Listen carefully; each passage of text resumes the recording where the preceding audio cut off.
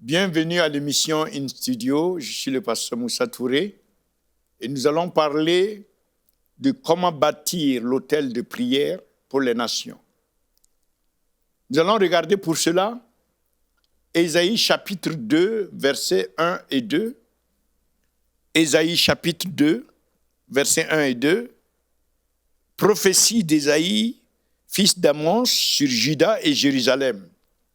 Il arrivera dans la suite des temps, que la montagne de la maison de l'Éternel sera fondée sur le sommet des montagnes, qu'elle s'élèvera par-dessus les collines, et que toutes les nations y afflueront.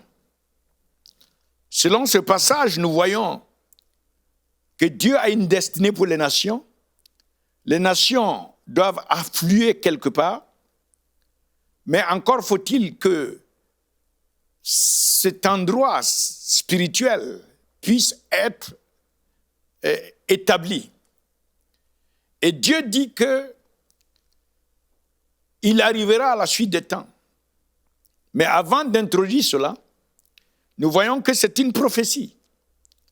Une prophétie, Ésaïe, là, il reçoit une parole, il reçoit une pensée de Dieu, et cela est exprimé à travers le prophète Ésaïe.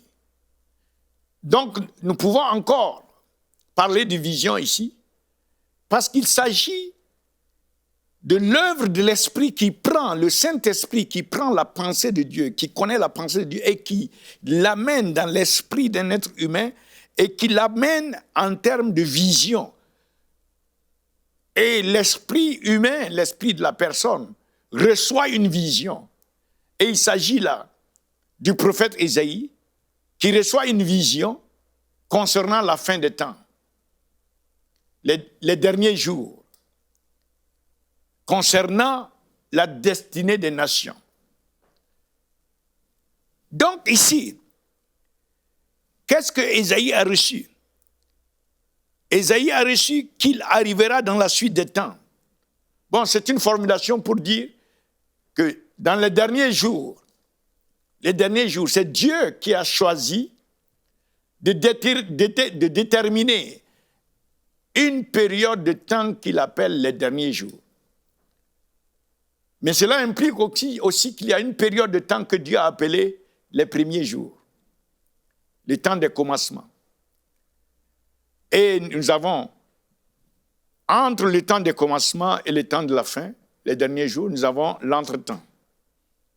Donc tout cela parle de la souveraineté de Dieu qui détermine tous les jours et qui les appelle comme il veut. En fait, l'appellation des premiers jours ou des derniers jours signifie que c'est une période de temps dans laquelle Dieu va agir, il va se mouvoir, il va faire des choses qu'il ne fait pas dans l'autre période. C'est ainsi que au début des temps, nous voyons que Dieu est à l'œuvre. Il fait la création. Il met les choses en place, l'univers, etc. Et dans l'entretemps, nous voyons comment Dieu prépare la venue de son Fils. Il envoie différents prophètes, il change, il amène les nations, il prépare la venue de son Fils. Et dans la fin des temps, dans lequel nous sommes, Dieu exécute autre chose qu'il n'a pas exécuté avant. Dieu fait de nouvelles choses et Dieu veut accomplir la destinée qu'il a pour les nations dans la fin des temps. Il se trouve que nous nous retrouvons dans cette période de la fin des temps, les derniers jours. Et il est clair que chacun d'entre nous, nul d'entre nous n'a choisi d'exister, de venir à l'existence dans la fin des temps, dans les derniers jours. Nul d'entre nous n'a choisi cela. Cela n'a pas été déterminé par nous-mêmes. C'est Dieu qui a choisi de nous amener à l'existence dans cette période de la fin des temps. Est-ce que Dieu l'a fait juste pour le faire ou bien y a-t-il des raisons, y a-t-il un but? Je pense qu'il y a un but à cela. Et je suggère ici que Dieu veut que nous participons à ce qu'il veut faire à la fin des temps. Voilà pourquoi il nous a suscités dans cette période de temps. Donc c'est à nous, cette sagesse, de comprendre qu'est-ce que Dieu veut faire à la fin des temps, dans ces derniers jours, et de nous lever pour participer avec Dieu à l'accomplissement des buts qu'il a. À permettre à l'Esprit de Dieu de nous utiliser pour accomplir ce que Dieu a planifié pour la fin des temps. Donc, il est important pour nous pour regarder ici. Qu'est-ce qu'il doit arriver à la fin des temps? La même prophétie a été répétée par d'autres prophètes, en l'occurrence par le prophète Michée, dans le chapitre 4, versets 1 et 2. Dans le chapitre 1, Michée a parlé de la même chose qu'Ésaïe ici. Donc, nous allons aller un peu plus en avant et nous efforcer de comprendre qu'est-ce que Dieu a planifié pour les derniers jours, pour la fin des temps. Car Pierre, lorsque les Juifs qui étaient là, les gens qui étaient là, se moquaient en disant que ceci était sous d'alcool, Pierre a répondu pour dire non, ce n'est pas de la folie et ce n'est pas l'effet de l'alcool. C'est ce qui a été prophétisé par le prophète Joël qu'il arrivera dans les derniers jours, que Dieu va déverser de son esprit sur toute chair. Et Pierre, en se référant à Joël, établissait le fait que nous sommes dans les derniers jours. Mais en réalité, les derniers jours ont commencé depuis que Christ est venu sur la terre. Parce qu'il est impossible que la présence de Christ se manifeste et que les choses continuent comme avant. Ce n'est pas possible. Donc les derniers jours ont commencé et nous sommes en plein dans les derniers jours. Et qu'est-ce qui se passe? Qu'est-ce que Dieu a planifié prophétiquement et qu'est-ce que Dieu est en train de faire dans ces derniers jours? C'est là la sagesse pour nous de comprendre cela, ce que Dieu est en train de faire, et de nous ajuster et de participer à ce que Dieu est en train de faire. Et Dieu est en train de faire cela pour la destinée des nations. Lisons ce que Dieu est en train de faire. Dieu est en train de faire que la montagne de la maison de l'Éternel, la montagne de la maison de l'Éternel sera fondée sur le sommet des montagnes, deviendra la priorité, prendra prééminence. La montagne de la maison de l'Éternel va prendre prééminence sur les autres montagnes, qu'elle s'élèvera par-dessus les collines, quelles que soient les hauteurs. Nous parlons là spirituellement. Ce que Dieu veut faire, ce que Dieu a établi de faire, c'est-à-dire sa montagne, la montagne de la maison de l'Éternel, va prendre prééminence de l'ascendance et dominer sur toutes les autres montagnes et les collines. Voilà ce que Dieu est en train de faire maintenant, dans les derniers jours. Et nous devons comprendre. Allons un peu plus en profondeur. Nous avons déjà parlé. La montagne de la maison de l'Éternel. La montagne, il s'agit de l'autel. La maison de l'Éternel, il s'agit de la présence de Dieu. Le terme hébreu de maison de l'Éternel, kara, se réfère ici non pas à la structure de la maison, mais au contenu, à la substance de la maison. Qu'est-ce qui est à l'intérieur de la maison de l'Éternel?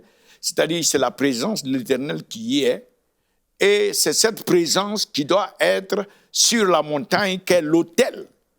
La montagne de l'Éternel, de la maison de l'Éternel, la montagne se réfère à l'autel de l'Éternel. Ésaïe 56, versets 6 et 7, ce passage fait référence à la montagne, et nous voyons là-bas que l'Éternel dit que la montagne est son autel, où son peuple en Christ doit lui offrir un sacrifice qui consiste en la prière pour les nations. Donc, il est clair que la montagne, c'est l'autel de l'Éternel. Et l'autel de l'Éternel, c'est l'autel où les prières sont faites pour son intérêt, pour son royaume, pour que les nations viennent à lui. Et ici, nous voyons que cette montagne, cet autel, doit prendre prééminence sur toutes les autres montagnes, c'est-à-dire sur tous les autres autels. L'autel de la maison de l'Éternel, la maison de l'Éternel, qui est la présence qui doit descendre du fait de la prière du peuple de Dieu qui vient à l'autel de l'Éternel. La prière à l'autel, l'intercession à l'autel, l'adoration à l'autel, tout ce que le peuple de Dieu fait à l'autel doit amener Dieu à manifester une présence qui est si puissante que les nations ne peuvent pas rester les mêmes. Voilà ce que ce passage veut dire. Et nous avons fait référence à ce qui s'est passé le jour de la Pentecôte. Jésus a bâti son autel. Et donc nous pouvons dire, à l'instar de Jésus, nous devons bâtir l'autel. Mais cet autel n'est pas un autel physique. C'est un autel fait comme Jésus l'a fait.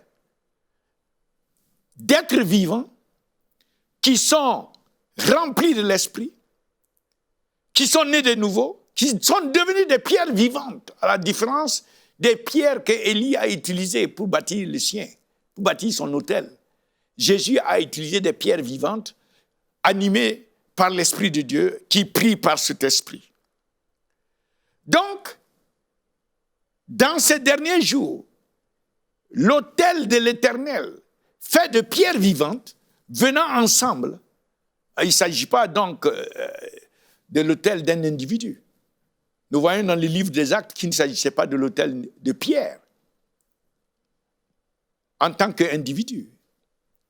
L'autel où l'Esprit est descendu en puissance, est descendu pour que le royaume de Dieu soit établi. Ce n'était pas l'autel d'un seul individu, d'une seule personne. C'était un autel où il y a un corps qui est venu en unité. Cela veut dire que nous devons dépasser nos divisions pour élaborer, établir partout dans les nations cet autel spirituel fait de pierres vivantes, d'hommes et de femmes remplis de l'esprit, qui viennent en unité sur ce point que nous venons pour le but d'établir le règne de Christ dans les nations. Nous venons pour que la présence de Christ se manifeste dans les nations. Cela doit faire l'objet de l'unité de tous ceux qui viennent à l'autel. Continuons, parce que Christ a établi son autel avec des pierres vivantes et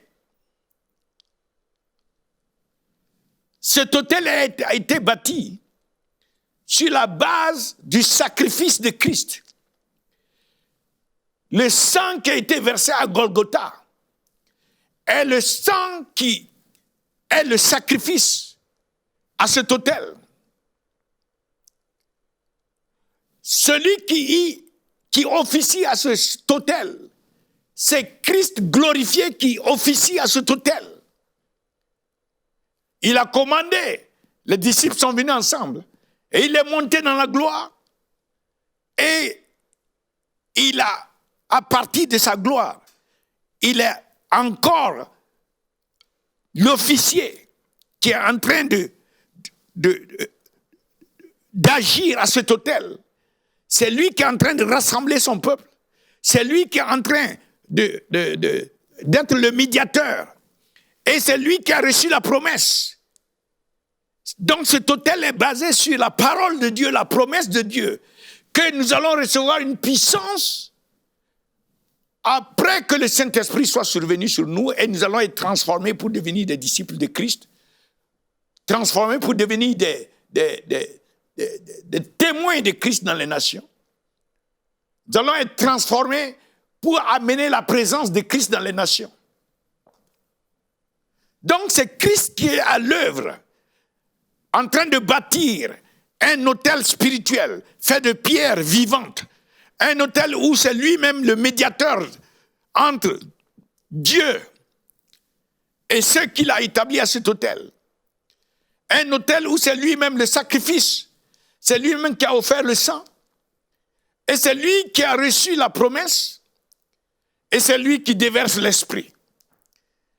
Donc cet autel, le secret de cet autel, c'est que c'est Christ glorifié à l'œuvre. Nous avons connu, lorsqu'il marchait ici, lorsqu'il était faible, arrêté, lorsqu'il s'est offert lui-même, nous avons connu toute cette phase de Christ. Maintenant, nous sommes rentrés dans une nouvelle ère où nous allons grandir dans la connaissance, cette fois-ci, de Christ glorifié. Christ glorifié à l'œuvre. Il fait de nouvelles choses avec son peuple, mais à partir de l'autel, qui est sous son contrôle. Et à cet autel, c'est Christ qui a déversé son esprit, l'esprit, le Saint-Esprit. Et la Bible dit dans Jean 7, verset 39, que l'esprit que devaient recevoir ceux qui avaient cru, mais qui n'était pas encore donné parce que Christ n'était pas glorifié. Mais en ce moment, actuellement, à partir de l'autel, Christ était rentré dans la gloire. Et une fois qu'il s'est assis à la droite de Dieu le Père, tout ce que Christ fait est glorifié. À partir de la droite de Dieu le Père, tout ce que Christ glorifié fait manifeste sa gloire sur la terre. Donc le Saint-Esprit qui avait l'habitude de venir, maintenant il vient avec la gloire de Christ glorifié. Le jour de la Pentecôte, l'Esprit qui est descendu, c'est l'Esprit de gloire. L'Esprit qui vient révéler Christ glorifié. Donc ce sont des autels. L'autel que Christ a établi. C'est l'autel pour la manifestation de la gloire de Christ sur la terre. Et l'Esprit de gloire vient pour cela. L'Esprit de gloire descend sur les pierres vivantes qui constituent l'autel. Et c'est là que tout se joue. Tout se joue à l'autel de la gloire de Christ. À l'autel des prières pour que la gloire de Christ se manifeste dans la nation. Un jour, le Seigneur m'amène en équipe et nous avons visité les continents. Nous sommes passés d'un continent à un autre. Et à un moment donné, il s'est arrêté et il nous a posé 2 questions. Il a demandé, qu'est-ce que la parole? Et lui-même, il a finalement répondu. La parole, c'était celui qui était assis sur l'âne, parce que nous étions en train de le suivre, lui assis sur l'âne, et nous avons fait le tour des continents. Mais nous comprenions aussi en même temps que la parole, c'était celui qui nous parlait. Et il a posé la 2e question, qu'est-ce que la prière? Et il a finalement répondu aussi, en disant, la prière, c'est d'amener ma présence dans les nations. Jésus m'a dit, la prière, c'est d'amener ma présence dans les nations. Cette présence, ce n'est pas la présence omniprésente telle qu'on la connaît. Cette présence, ce n'est même pas la présence que nous avons en nous, en étant nés de nouveau. Cette présence, c'est la présence qui est descendue le jour de la Pentecôte par l'Esprit de gloire qui est descendu sur les pierres et les a transformées. À partir de là, partout il passait, il transformait les nations.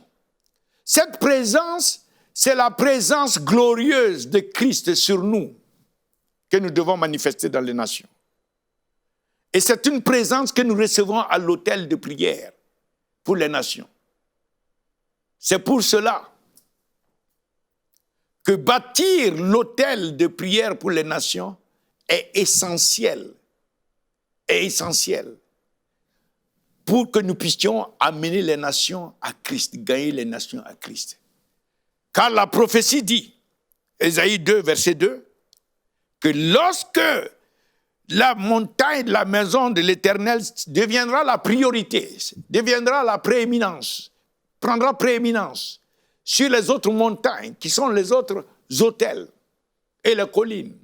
Lorsque ça va devenir la priorité du peuple de Dieu, Juda et Jérusalem, c'est nous, aujourd'hui.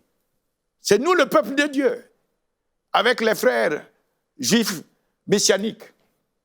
Lorsque ce sont ces autels qui deviennent notre priorité et nous établissons ces autels et nous invoquons, ça veut dire nous prions à ces autels tels que l'Esprit veut qu'on prie, alors il y a une présence qui va envahir les nations à travers nous.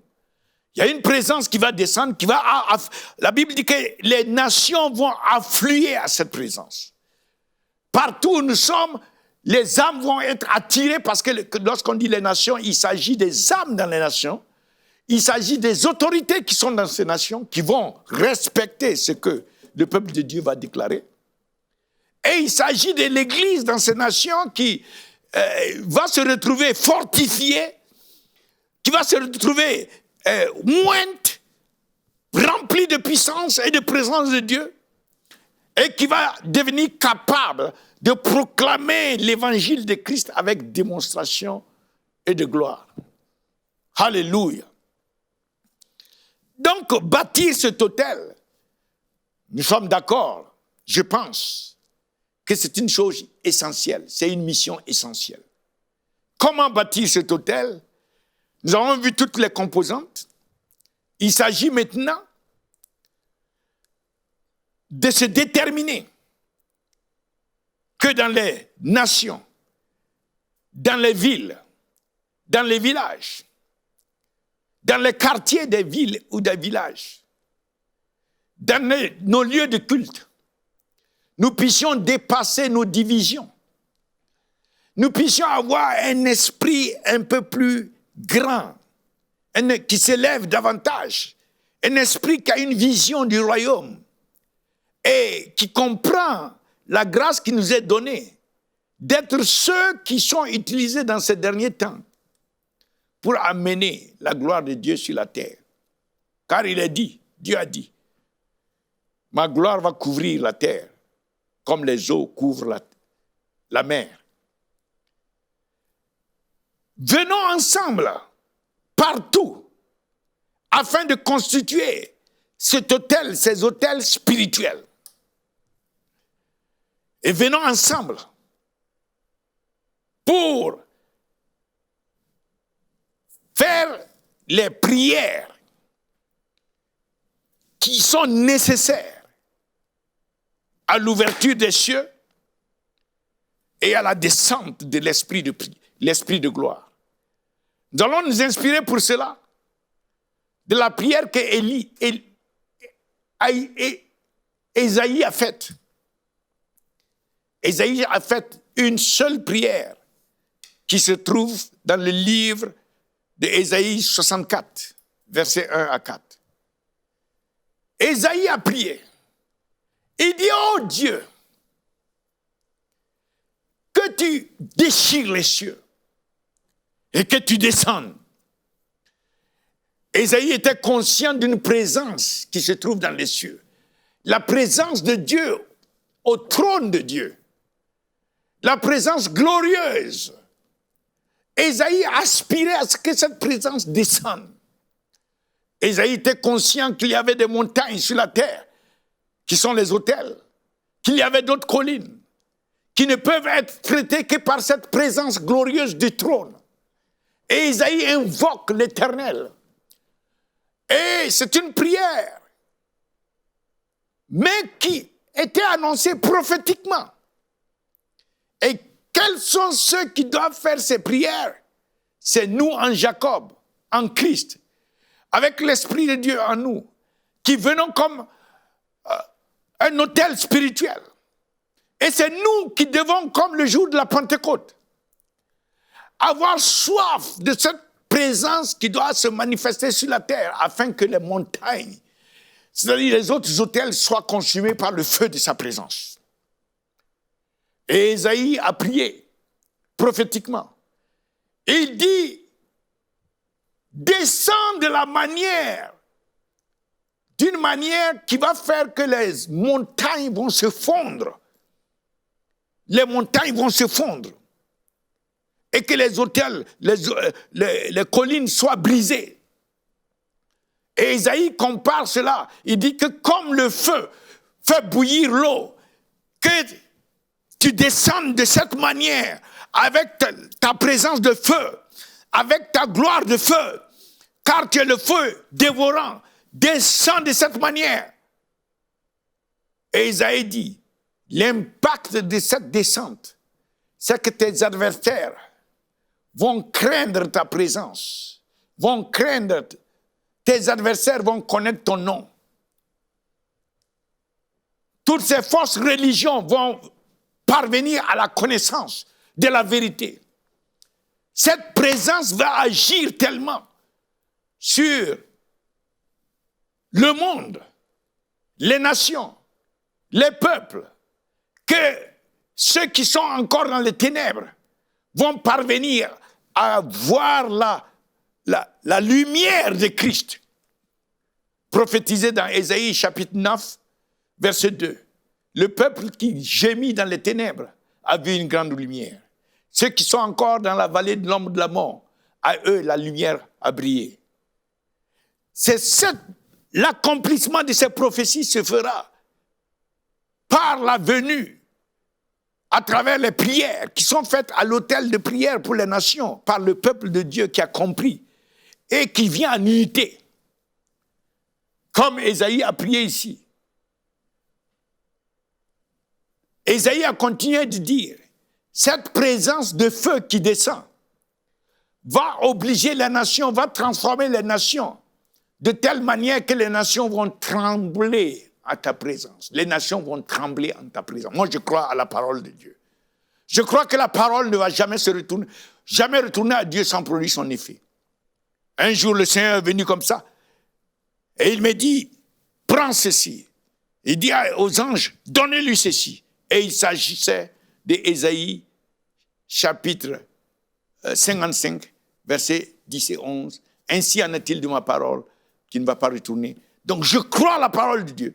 Je crois que la présence va descendre. Je crois que lorsque nous allons prier de cette manière, la présence va envahir les nations et les nations vont trembler à cette présence.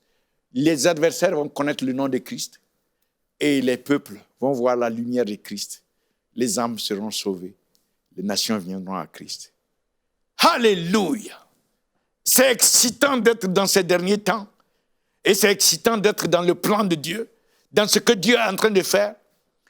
Lèvons-nous ensemble et nous allons voir la gloire de Dieu dans les nations. Au nom de Jésus-Christ, nous avons prié. Amen.